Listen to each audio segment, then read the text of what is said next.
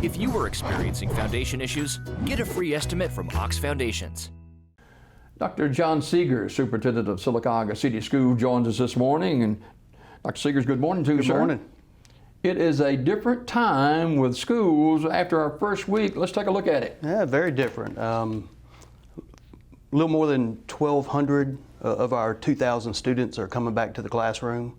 So we see smaller class sizes, fewer people on the bus. Meals are being served in classrooms and in common areas instead of inside the lunchroom. So yeah, very different looking in the schools right now. Kind of quiet too, huh? Very quiet. You know, when you put a mask on people, they tend not to talk as much. So, you know, last few days I've gone through the high school and just encouraged kids to have a conversation. They look a little scared right now, but I mean they'll get used to the differences. Is the masking working? Oh, it is. All of our employees are wearing masks. The students are wearing masks, but of course when we put them 6 feet apart, we give them time to take the mask off and relax a little bit. But when you're in that close contact range, you wear the mask, and we've done very well with it. And you guys had worked on this for quite a while. We have practiced this summer with our athletics and our band and cheerleading and all sorts of groups that came together this summer. We worked out the kinks on how you social distance, how you sanitize, and how you do those things that are going to keep us healthy and keep school going. Other differences you have seen the first week of school? Well, of course you have the academic change that with our three options, some students learning at home exclusively, and then some learning at home but are on the blended approach where they might be in the classroom for part of the week. And then of course your traditional students who are coming 2 days a week and then at home acting more like a blended student the rest of the week. So those things right there are very difficult for us to kind of visualize what we look like 9 weeks down the road. I got a 10-year-old grandson who's a fifth grader at Pinecrest, and he was fired up, ready to go to school. and he does the in school, he'll do 2 days and then the 3 days out. But he likes that. He got the Chromebook yesterday, so he's fired up. I think a lot of the students do like it. It's neat that you have very small class sizes, 7 to 10 to 12 students per class. It's easier for the teacher to manage. And then the learning is much more focused, more individual attention, which I bet you I've had 50 employees tell me, we like this, can we do this every year? And I said, no, we can't do it every year, but it is nice to start out slow like that with small class sizes, individual attention, and it's going to work. Well, obviously you would have more issues if you had a class of 25 than a class of 12. Sure, and it's just the amount of things going on in the classroom with 25 versus 12 is, and the teachers have noticed that difference right off the bat.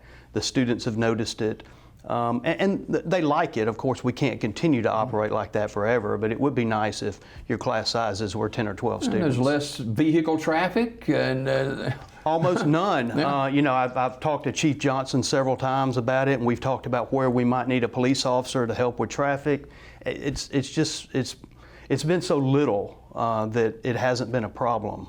Of course, the first couple of days, plenty of car riders. Mama and Daddy like to bring the kids to school, but we are averaging 15 students per bus, where we would normally be averaging 30 or 40 per route. So buses are light, and the buses move much quicker now. The routes move much quicker since you don't have many children. And we moved our buses from Nichols Lawson to our new bus facility, and it's saved us a lot of time by not having to cross Highway 21 so often.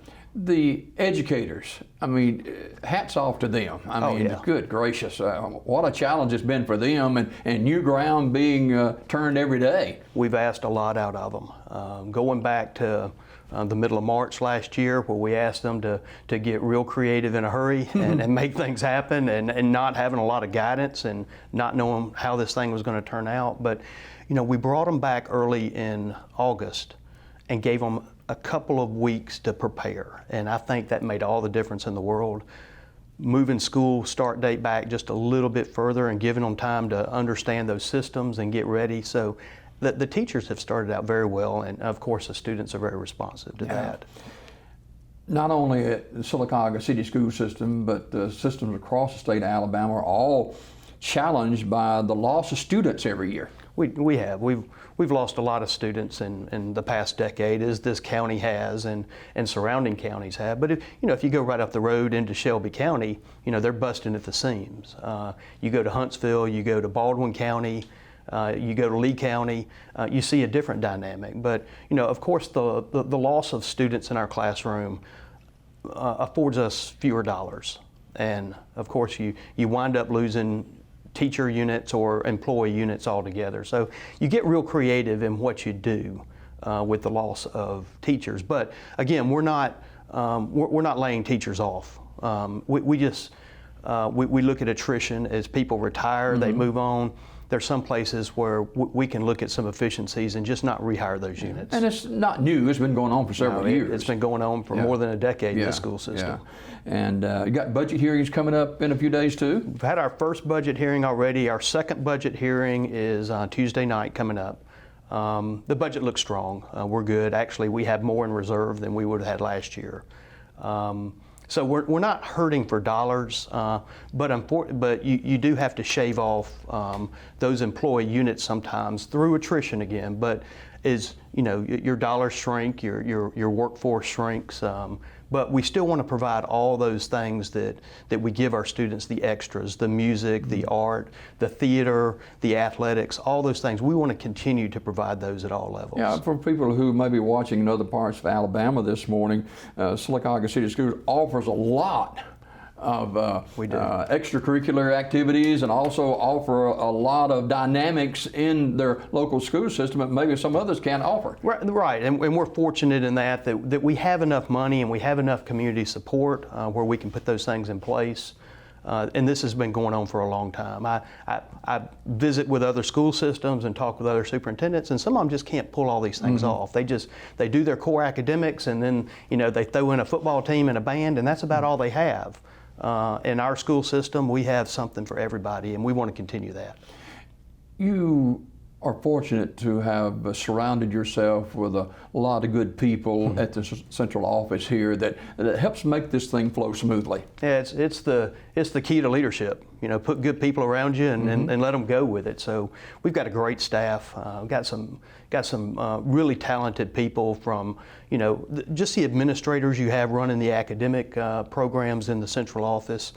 But you also have a great support staff. I mean, I've got, the Wasserman family who runs our, David runs our transportation, and Kelly runs child nutrition program, and she also does our public relations work. So, it's hard to find people like that come in and do great things. We've got a great maintenance staff, a small maintenance staff, but I mean, those guys can do it with the best of them. So proud of those things. You mentioned Kelly and her husband David, but with the lunches, and that's a different thing this year too. Very different. We're like I said on transportation, we're moving about 25% of the load we would be moving last year or in a normal year.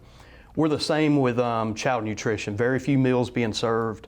We need to serve about 400 lunches per school per day, and we're at about 100 right now. But USDA announced this week that we will go back to a summer feeding program model. And what that means is that all students will receive a meal for free. That includes both breakfast and lunch. Now we have to figure out how to get it to them. So that will start soon? It will. We're actually going to start tomorrow in our lunchrooms. Of course, it's going to take some time to get this word out. But those meals are reimbursable. So it brings money back to the school system as well. So not only are all the children in this town going to be fed, and this is nationwide, this is not just us, but we will get reimbursed for those meals and be able to fund more things in our program. So very happy about that one. With less students in the hallways, in the classrooms, and we begin to see COVID-19 with the masking and face coverings begin to take effect. If you aren't careful, and I know you guys aren't in this boat, but if you aren't careful, you know, you can kind of relax a little bit and security get a little lax, but that's not the way it is here at Sylacauga. No, and we're talking to principals and staff members today about complacency. It's not the time to get complacent, and let the data drive us to our next decision. I know that several school systems around us have said we're just going to bring everybody back, but I don't see it in the numbers right now. We are very closely tied with our medical community. Of course, the Alabama Department of Public Health, the CDC continue to issue guidance, but right now they have not told us to bring everybody back. And of course, the masking is the single most important thing we do, but coupled with the social distancing. If I can keep people 6 feet apart, we're going to be healthy. And that's hard. Well, it's hard if you bring everybody back. Yeah. Right now, bringing them back in 2 groups allows us to keep people spread apart. And of course the mask wearing, and then washing their hands is a third one. I was down at Indian Valley the other day where teachers were having entire classes on how to wash hands. Wow. And that's important with kindergarten children who may not wash their hands all the time. So they're learning how to do that and how to keep themselves clean. And finally this morning, the cashless football tickets that are taking place. We're trying to minimize the interaction between people with touch.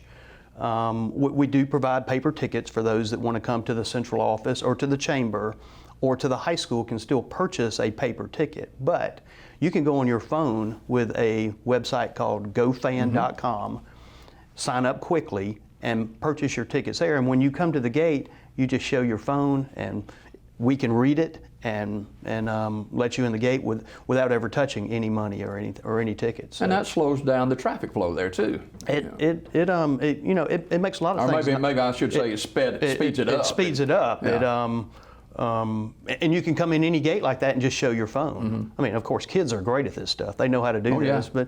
But older folks like me, we're figuring this out. I'm like, really? I don't have to go buy a ticket somewhere. I can just put it on my phone and come to the gate. It just makes it easier for everybody and more sanitary. And I'm sure as we close out this morning, you want to encourage people to stay the course and keep doing the right things we need to do. I do, and please hang in there with us. I think we've got a great plan. The teachers are ready to do this, but they're also ready to adjust. So when the data show us that it's time to come back to school in full force, the teachers are ready to transition, and we'll bring your children back in, and we'll do all the things that we would normally do. But I'm not going to jeopardize the health of this community to bring everybody back too early. We just don't want to get ahead of it. All right, Dr. John Segars, Superintendent of Sylacauga City Board of Education, and all of our city schools here. Appreciate you, Dr. Segars, for coming this morning. Thank you. Good to More be here. Daybreak right after this.